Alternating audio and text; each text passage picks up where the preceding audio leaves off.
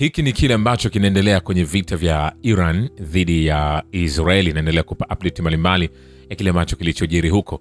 Na kubwa zaidi ni juu ya shirika la kibinadamu la madaktari wasio na mipaka limeshitumu Umoja wa Ulaya na viongozi wa nchi wanachama wa umoja huo kwa unafiki na kutochukua hatua kuhusiana na kile ilichokiita mauaji wa Palestina huko Gaza. Kwenye taarifa yao wanasema the hypocrisy, yani unafiki, lakini wakaendelea kusema na kutochukua hatua kwa Umoja wa Ulaya na nchi wanachama wake kumeruhusu Israeli kuendelea kwa uhuru mauaji yake wa Palestina huko Gaza bila kuadhibiwa kabisa. Kundi hilo lilisema kwenye taarifa yake. Pia inajulikana kwa jina la Kifaransa la Médecins Sans. Shirika hilo limesema timu zake kwa zaidi ya miezi 20 zilishuhudia mifumo inayoendana na mauaji halaiki kupitia vitendo vya maksudi vya vikosi vya Israeli pamoja na mauaji halaiki, uharibifu wa miundombinu muhimu ya raia na vizuizi vinavyozuia ufikiaji wa chakula, maji, dawa na vifaa vingine muhimu vya kibinadamu. Umoja wa Ulaya na serikali za Ulaya zina njia za kisiasa, kiuchumi na kidiplomasia za kutoa shinikizo la kweli kwa Israeli kukomesha shambulio hili, ilisema taarifa hiyo. Hata hivyo, hadi kufikia hatua hii, EU na nchi wanachama wake wanaonekana kukataa uongozi wao wa kisiasa kufanya hivyo. Mbaya zaidi, matamshi hivi majuzi yaliyotolewa na mataifa ya Ulaya yanakosoa jinsi vita hivyo vinavyoendeshwa. Yanaangazia unafiki wao wanaopendelea kusambaza silaha zinazotumika kuua, kulemaza na kuchoma watu wanaoishia katika hospitali zetu, kundi hilo liliendelea kusema. Vilevile, msemaji wa wizara mambo ya nje ya Iran Esmail Baghei amelaani mashambulizi ya Israeli dhidi ya hospitali moja katika mji wa Kermanshah magharibi mwa Iran kwa ni ukiukaji wa sheria za kimataifa na uhalifu wa kivita. Anasema wavamizi wa Israeli wamelenga hospitali ya Farabi huko Kermanshah magharibi mwa Iran, kushambulia hospitali na maeneo ya makazi ambayo yanaripotiwa kuelekezwa na waziri wao wa ulinzi ni ukiukaji mkubwa wa sheria na ni uhalifu wa kivita. Ameandika kwenye ukurasa wake wa X, historia itahukumu, aibu ya milele inawaongoja waungaji mkono wa serikali na waomba msamaha. Shirika la Fars liliweza kuripoti mapema kwamba jengo la hospitali ya Farabi huko Kermanshah lilikuwa limeharibiwa baada ya mashambulizi ya Israeli. Vilevile, operation inayoendelea kijeshi ya Israeli dhidi ya Iran itadumu kadri inavyohitajika, kwani hakuna muda uliowekwa wa lini itakamilika. Balozi wa Israeli nchini Urusi Simona Halperin anasema siku ya Jumatatu, Israeli haijiwekei makataa yoyote au vikomo vya muda. Tutaendelea kwa muda mrefu kadri itakavyochukua, Halperin alisema. Pia alifafanua kuwa Israeli haijizuii kwa muda wa operation au uwigo wa kijiografia ndani ya Iran, ambapo vitisho vipo kwa njia ya silaha au hifadhi ambayo inaweza kuwa hatari kwa Israeli. Usiku wa Juni 13, Israeli ilianza operation Rising Simba iliyolenga dhidi ya mpango wa nyuklia wa Iran. Vilevile, usiku kucha jeshi la Israeli limerekodi mawimbi mawili ya mashambulizi ya makombora yaliyorushwa kutoka Iran yakihusisha jumla makombora 65, kwa mujibu wa msemaji wa jeshi la ulinzi la Israeli IDF Brigadier Generali Efie Defrin.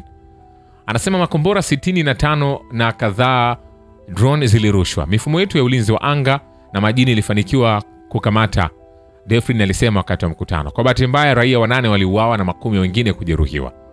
Wakati huo msemaji wa jeshi kwa mara nyingine alitoa maoni kwamba Iran inavilenga vitongoji vyenye amani kwa maksudi. Huu ni uso wa utawala wa kigaidi wa Iran. Tunashambulia uwezo wa kijeshi na nyuklia ambao umeundwa kuharibu taifa la Israeli, na wanapiga risasi katika maeneo yenye wakazi wa kiraia ili kuwadhuru watu.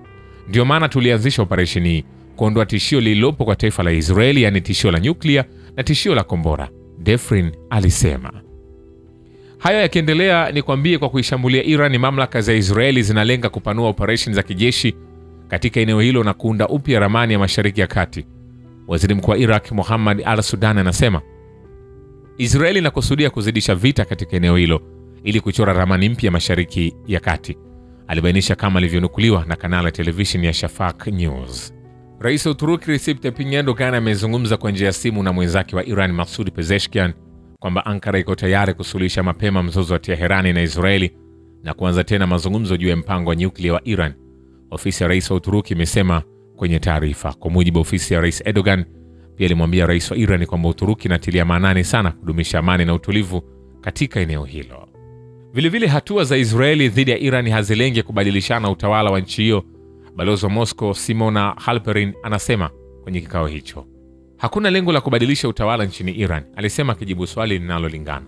Hili sio moja ya malengo ya operation, mwanadiplomasia huyo alisisitiza. Alisisitiza kuwa watu wa Iran pekee ndio wanaweza kuamua ni aina gani ya utawala wanaotaka. Vile Urusi bado iko tayari kutoa huduma zake za upatanishi kutatua mzozo kati ya Israeli na Iran. Msemaji wa Kremlin Dmitry Peskov anawaambia waandishi wa habari.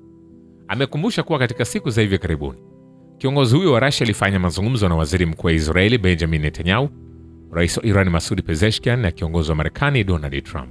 Anasema Urusi inasalia tayari kutoa huduma zake za upatanishi, ikiwa ni pamoja na mapendekezo yaliyoelezwa hapo awali na Rais Putin katika mazungumzo yake na Rais Donald Trump.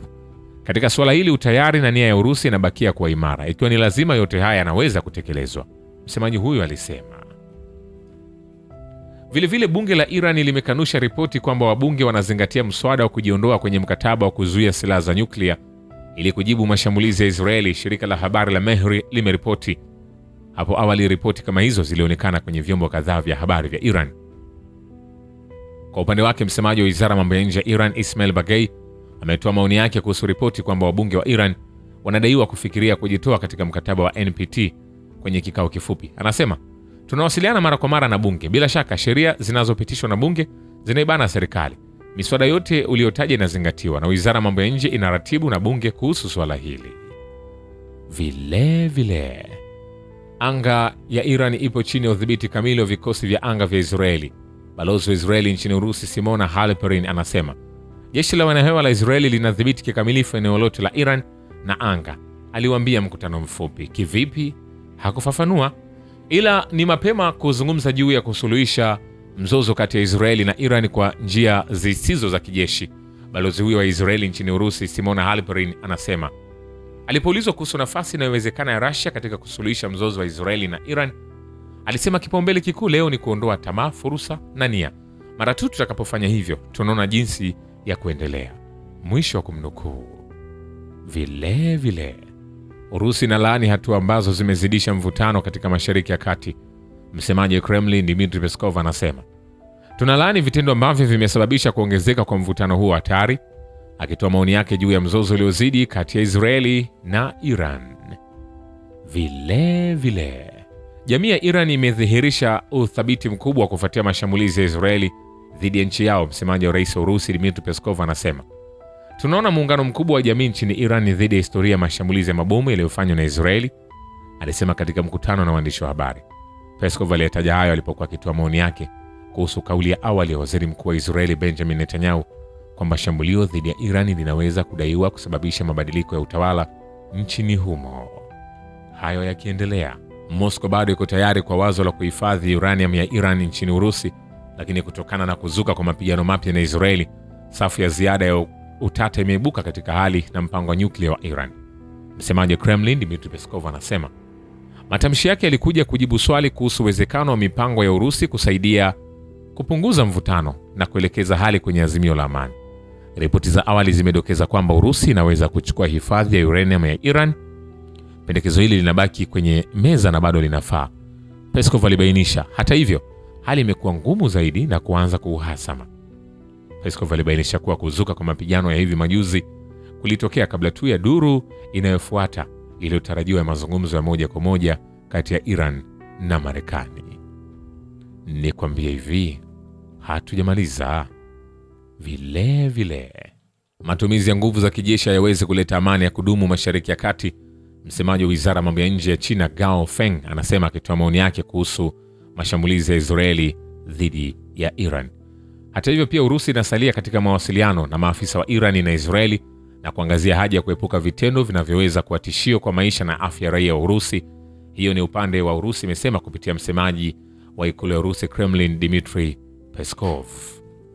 Hayo yakiendelea, kwingineko ni kwamba Urusi imetoa onyo kuhusu hatari ya kuzuka upya kwa kundi la kigaidi la IS katika Mashariki ya Kati. Balozi wa Urusi nchini Iraq Elbrus Kutrashev anasema kwenye mahojiano na washirika, kwa bahati mbaya sura kuhusu IS katika Mashariki ya Kati iko mbali na kufungwa. Zaidi ya hayo, kwa sasa kuna tishio la kutotokea tena. Balozi huyo alisema kuanguka kusikotarajiwa kwa utawala wa Bashar al-Assad nchini Syria kuna uwezekano kuwa kumewapa wanachama wa IS na wafuasi wao matumaini mapya ya kupata nafasi ya pili. Nina imani wamekosea, lakini hatuwezi kuacha macho yetu Seli za IS tayari zimeanza kutumika katika eneo la jangwa la Syria, kati ya Syria na Iraq. Vilevile Teherani inatarajia BRICS kulaani mashambulizi ya Israeli dhidi ya Iran. Esmail Baghaei, msemaji wa wizara mambo ya nje ya Iran, anasema kulingana naye, kundi la BRICS litafanya mkutano Juni 16 na 17 kujadili mzozo wa Iran na Israeli. Je, majibu gani ambayo watatoka nayo? Nadhani muda utazungumza katika hilo. Lakini kwa upande wa taifa la Urusi, inaelezwa kwamba Moscow na Washington zinaelewa kwamba mzozo kati ya Iran na Israeli lazima utatuliwa kwa njia za kidiplomasia. Balozi wa Urusi nchini Israeli Anatol Viktorov anasema kupitia televisheni ya Russia 24. Maafisa wa ngazi ya juu katika Urusi na Marekani wanashiriki maoni kwamba tunahitaji kurejea kwenye suluhisho la kisiasa na kidiplomasia la mzozo kati ya Iran na Israeli, mwanadiplomasia huyo alisema. Vilevile, miili mitatu zaidi imetolewa kwenye vifusi baada ya kombora la Iran kushambulia jengo kwenye mji wa Haifa nchini Israeli. Tovuti ya habari ya Ynet inaripoti waathiriwa hawa hapo awali walikuwa wameorodheshwa kama waliopotea. Jumla watu waliouawa kwenye mashambulizi ya usiku kucha dhidi ya Israeli sasa imefikia 8, chombo cha habari kimebaini. Na wizara ya afya ya Israeli imeripoti kuwa jumla ya watu 287 waliokuwa na majeraha mbalimbali walilazwa hospitalini usiku kucha. Angalau mtu mmoja amelazwa hospitalini akiwa na majeraha mabaya. Watu 13 walipata majeraha ya wastani na wengine 240 walikuwa na majeraha madogo, wizara hiyo ilisema. Vilevile jeshi la ulinzi la Israeli limeharibu mfumo wa kurusha kombora karibu na Teherani kujibu shambulio la hivi punde la Iran katika eneo la Israeli pamoja na wanajeshi wa Iran. Vyombo vya habari vya jeshi vinaripoti. Jeshi lilibainisha kuwa lengo la mashambulizi hayo ni kupata zaidi ubora wa anga juu ya ardhi ya Iran. Shukran kwa baba ya kivita na historia ya dunia. Mimi ni Richard Shaw, The Rich Voice. Ni follow Instagram na TikTok kama Rich Voice Official. Asante.